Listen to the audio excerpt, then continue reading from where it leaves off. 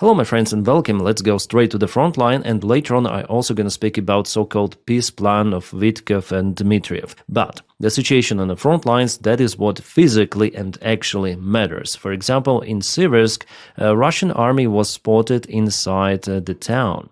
We have geolocation and confirmation of the Russian soldiers who already crossed those railways to get into Siversk, and it's not a good situation for that flank of Ukrainian army defense. So here is the Russian infiltration attempt into the Siversk, and the bad thing that they bypassed Ukrainian defense. As you might see, there are some of the trenches on this map. Russians found a weak spot where the trenches were not occupied by Ukrainian army. They just sneaked inside and they will continue same attempts. It means that this defense and this one, it doesn't matter that much. The other maps show something like this. This is the Russian map, and definitely Russians crossed this railway, so maybe they occupied more territories of Siversk in its southern part. Well, here is something mixed on the Michael 73 map update, but the situation is not that good. Here you can see this defense line goes here, and it was in the southern area somewhere too. So why the Siversk is so important? Because if Russians occupy it, pretty much there is a free way for them to reach Kramatorsk and maybe even Sloviansk. The next defense line is over here, goes alongside this road E40, which is one of the main supply connections for Ukraine. For Sloviansk, for Kramatorsk, so we see the attempt of the Russian army after occupation of Siversk, and they already penetrated Ukrainian defense lines out there. They basically want to strike Sloviansk next and Kramatorsk also. Actually, they're looking for multiple of the points advancing from the south, and the fights are ongoing in Konstantinivka itself already. They're also looking to go to Zoloty Kolodets, the area where they broke through in August, but they still have those attempts, and we see how they burn their vehicles, continue to burn those, yes. For them, this direction is crucial because it all goes for this defense line of Ukraine. So potentially there could be three of the vectors, 1, 2, and 3. Towards, not potentially, but it's already ongoing like that. Russia is advancing from three of the sides. They also want to occupy Liman. Liman is over here, but because the bridges were cut and there is the big river, Russians are unable to cross it any longer with any sort of the vehicles. So three directions, 1 to 3, which is pretty much enough for Russians in the future perspective to occupy this territory. But again, they'll have to waste tens of thousands of their lives for that one. That's why Russia is so focused to force Ukraine to give those territories to Russia. They say, Ukraine will lose those anyways. Yes, there is a possible scenario for that as well. But for Ukraine, the tactics is just to exhaust Russia as itself, Russian economy, and also Russian army, to finally force the Russian regime to collapse. Ukrainian war should be like Afghanistan war for the Soviet Union, which was the main factor for Soviet Union collapse. So Russians understand that it's the most defended area and they'll have to fight for it, maybe even for years and years, 2 years, 3 years. But that's the time that Ukraine may win. And I do not believe that the war with Russia could be over just like that if Ukraine gives up those territories without any sort of the guarantees. And even with guarantees, like any sort of the paper where Russia puts its signature, worth absolutely nothing. We already know it from Budapest Memorandum and from multiple of the agreements which were signed by Ukraine and Russia, where Russia recognized entire Ukrainian territory together with Crimea. Putin personally said multiple of the times that Crimea belongs to Ukraine in early 2000s, but now Russia occupies everything. Again, here we are partially touching the topic of some sort of the peace negotiations that are basically presented as capitulation of Ukraine. By recent news, you may read those. I'm sure you know what I'm talking about. So it's just nothing. Ukraine will never ever agree on that variant, of course. Despite all of those issues on the front lines, yes, Ukraine is now losing the ground, and my task here as an independent journalist is to tell you what is happening on the front lines. Unfortunately for today, we have not so many good news, or I would say the news are just the Russian advancements, but we need to find out what is the perspective for Ukrainian army to defend itself, or long-term defense, whether it's possible or not. My opinion that it is possible. Now Russia takes the ground, but they will not occupy entire Ukraine in a matter of 1 year or something. But they propel, for example, in Zaporizhia direction. You may see this move towards Zatisha, and it was the last village on the way to Gulaya-Pole. Gulaya-Pole is the big hub center, or at least it used to be, for Ukrainian even army command of the local region. Well, I guess not any longer. Russians will try to collapse this pocket. There are two of the villages, Vysoke and Zeleny High. Well, let me go to the Google Earth. We have just a standard map because it's more optimal, to use on PC than the Institute for the Study of War. And they put different strange marks there, so this map is way better. Gray area also expanded to Zatisha village. It means that Russians already crossed this river, mainly, at least with infantry forces. But for them to get to Gulaya-Pole, they need also to cross one more river of Haichur. The main cross point is this bridge, but there is also this one, two bridges. And here, well, maybe you can cross it here just with infantry forces. I see that it's some sort of the crossing. But the river itself, well, sometimes it's wide, sometimes it's not that wide. So Russians potentially, also one more crossing with infantry is possible here. Well, if Russians really want, they may find some of the areas to cross this river. After all, it's not that wide, especially over here. But for Ukraine, it's gonna be easier to defend Gulaya-Pole because of this water obstacle. Well, at least our drone operators will have just one line to monitor and target Russians then in their attempts to cross it. Here, the downside that Russians may advance from two of the sides if they occupy Zeleny High, that is the smaller village, just two of the streets, and the bigger village of Vysoke. They may also use the field roads to go from the eastern direction and also from the northeastern direction. Also, Russians may expand this pocket towards the village of Zelena, Varvarivka, but again, there is the natural obstacle river that goes simultaneously with the main Ukrainian defense line. So the outcome of this battle in this entire region depends on whether Russians are capable to penetrate this defense line and land on the other shore of the river with their substantial forces. As you might see, Ukraine also tries to stop Russians hitting their logistic centers just on the road.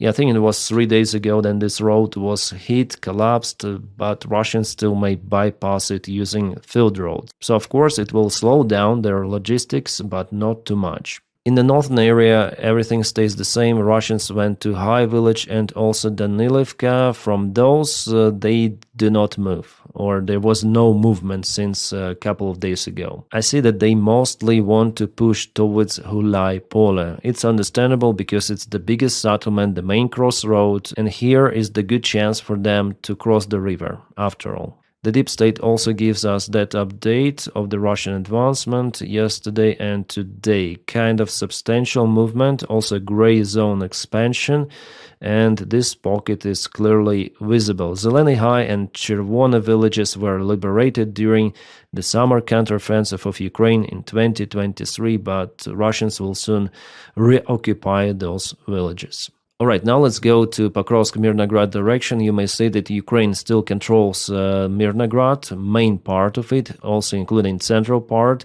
Ukrainian group was evacuated mainly from Sukhy Yar and Novopavlivka. Those are the good news, and the Russian army is pretty much exhausted in attempt to close this bottleneck for Ukrainian army, encircling Ukrainian forces completely. It is not happening. I heard that some of the Russian or pro-Russian channels saying that no, it's kind of profitable for Russia to keep this bottleneck open because Russia may use some of the drones here.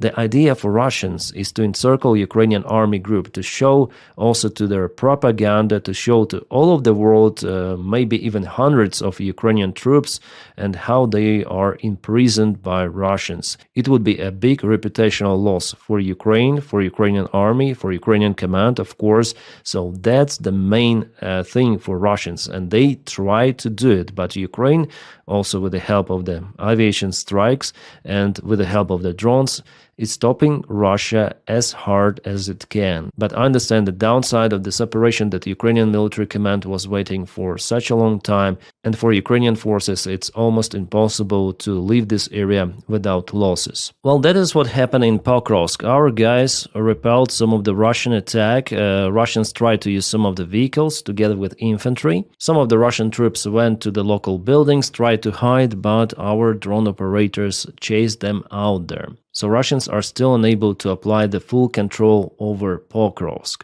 Oh, by the way, we have some of the update from Novopavlivka. Russians tried to send one more wave, and actually they infiltrated into the same village. They even crossed this small river and were finally hit over here. Well, maybe those were the remains of the initial Russian forces that infiltrated into Novopavlivka, and here's just the compilation of the Ukrainian drone operation done on that facility and against Russian vehicles. The job to get rid of the Russian occupiers in Novopavlivka continues, but it is their failed attack attempt. That is what I see from perspective of those videos. This attack is too much far away from the Russian logistics, and even the attempt to send more vehicles, no, it didn't work for Russians, of course. So here we have one more vehicle that was kaboomed, or stopped at least. Alright, as for the front lines, I hope it is understandable. For today we have that kind of the situation. Now to the other news. Belarus, with the help of China, started the production of artillery shells, or the parts for artillery shells. Russian officials have reported about it. Those shells, you know where they will be supplied, obviously to the Russian army. Russia has just obtained one more supplier of the shells together with North Korea. Alright, the day before yesterday I've told you about Atacm's strike on Voronezh, and definitely Atacm's missile was found, and I got the comments that those missiles, they were not shut down, they just kaboom in the air, releasing clusters, and those clusters, they hit everything on the ground.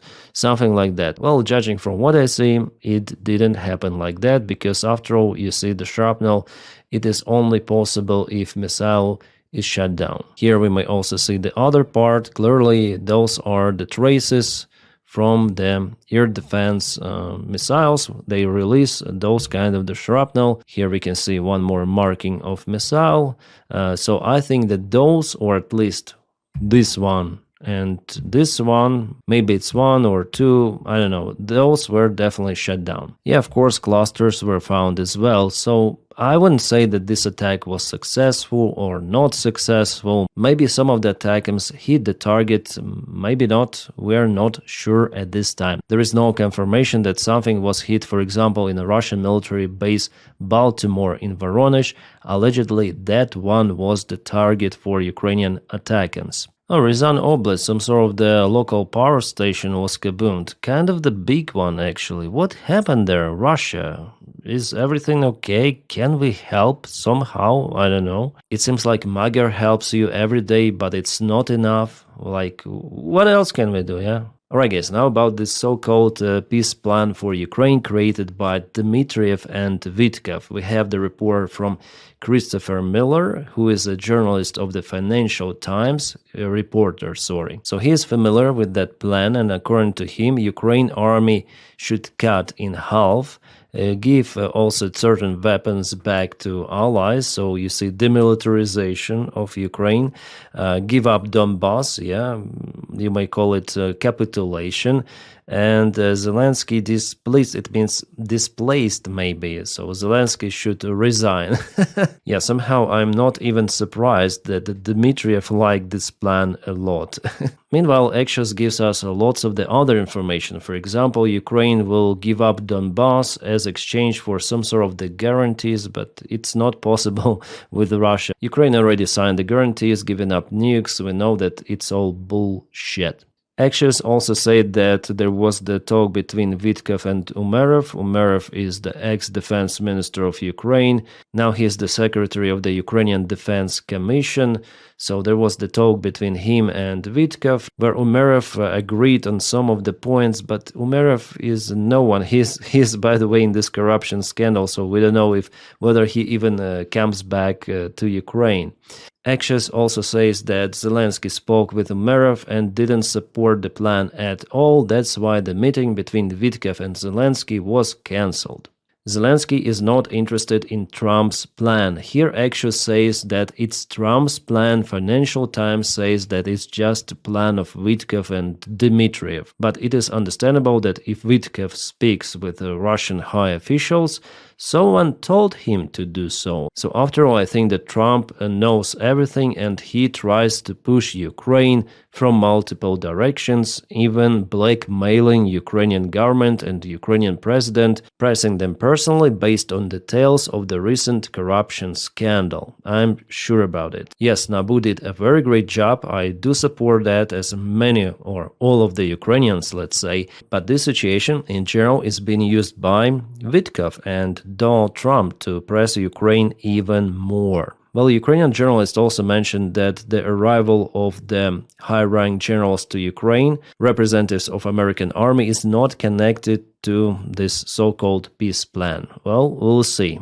Maybe tomorrow we'll know more information. Also, Ukrainian channels say that Umerov didn't accept the plan, and what was mentioned by Axios is not correct, that he accepted some of the points. So now there is a lot of the information coming, but what is understandable already, that basically this peace plan is the plan for Ukraine to capitulate, because all of the maximalist points of the Russian Federation are in that plan, together with giving up territories, demilitarization, maybe later on they will put also denazification, but even the Russian language as official is out there. Also the Russian Orthodox Church, which is used just by Russian propaganda. Ukraine has its own Orthodox Church, and then Tucker Carlson says that Zelensky fights against Christianity. No, Ukraine has its own church, but Russia uses its Moscow church in Ukraine to provide its influence. Those are two big differences.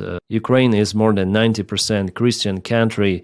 We have Catholics, we have Orthodox, so it doesn't really matter. And it's just a pure Russian propaganda. Then they say that Ukraine is fighting against Christianity. It is basically nonsense. So Tucker Carlson may kiss his own ass, or Putin's ass. That's what he usually likes to do. Keith Kellogg is going to resign from his position in 2026. Well, after all, he is an elderly guy, and he was one of the most sane people around Trump, but so it's kind of sad that he's going to retire soon, yeah? I wish Witkoff would retire, but no, that bastard, he likes influence and money, it seems like. And more about this so-called peace plan. It seems like Steve Witkoff doesn't know how social media works. He commented that he must have got this from K. K, it means Kirill Dmitriev. Some sort of the private message, but with that, Steve Witkoff confirms those rumors, which are now elsewhere in internet, about so-called peace plan, which is basically nothing more than defeat and capitulation of Ukraine, which United States and Russia are planning for Ukraine. They can plan whatever they want. Ukraine will never agree on that. Especially right now, those cruise missiles, for example, today were launched on just residential buildings out there. Yeah, you can see in Ternopil. Now 26 people report to lose their life in that building. It was the aimed attack of Russia on Ukrainian city. Does Russia want to negotiate? Well, they show that they want to continue not just war, but they want to terrorize Ukrainian people in general. Eastern Ukraine, Western Ukraine, as in this case, doesn't matter. It is a pure hatred towards Ukrainians, Ukrainian culture. This is the existential war for Ukraine. Meanwhile, Wall Street Journal has kind of the interesting article published. They say that Putin sees the end of the war as the threat to his own power. Yeah, I also say about it. According to United States intelligence, It's not the rumor. This information comes from the United States intelligence. The Kremlin cannot explain to Russians the enormous losses and expenses, so it's trying to prolong the war for as long as possible. Any negotiations are risk for Putin, like real negotiations. Putin will try to negotiate. For him, in parallel with the war, with negotiations is okay scenario. That's what he says openly. We're going to negotiate with so-called Ukrainian regime and continue the special military operation until we reach the goals of the special military operation. Economist Andreas argues that Russia is no longer trying to win. A long war benefits it. If the war ends, 2 million veterans, including convicts and mobilized prisoners promised freedom, will return home, and all of them will ask one question: what was this for? The Kremlin has no convincing answer. Historian Mark Galotti adds that Putin is trapped between fear and uncertainty, and Trump's proposed peace initiatives only increase the pressure on him.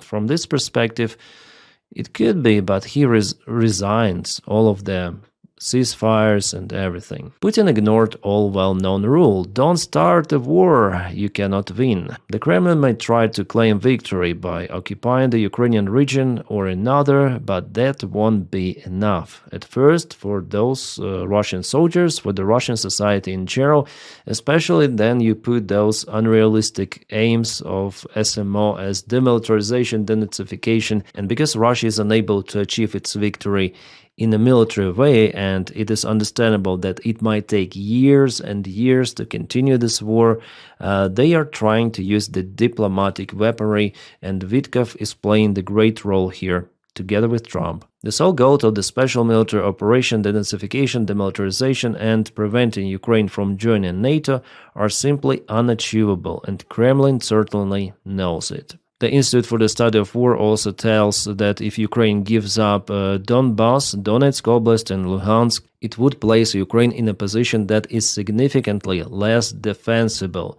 than the current line. So that is what Russia wants. They want to occupy those territories, and after they'll say, okay, Ukraine violates the ceasefire, we're gonna go and attack Zaporizhia, Dnipro, Kharkiv, and they might go easily to those points. So the idea for Russia is to occupy those very important settlements, starting from Slavyansk and finishing with Konstantinivka. So yeah, those peace agreements will lead to absolutely nothing, zero. I'm 100% sure about it. All of the attempts to pressure Ukraine from any sort of the side, those are stupid, really, really stupid. And unfortunately, the war will continue, but Ukraine has no other choice than to defend. Well, actually, yeah, there is the choice to sign those agreements and capitulate, basically, and Russia will still occupy the entire Ukraine, because that's the goal of the special military operation. That's what Putin tells in his interviews, that Ukraine doesn't exist in his head, but he applies it to real life,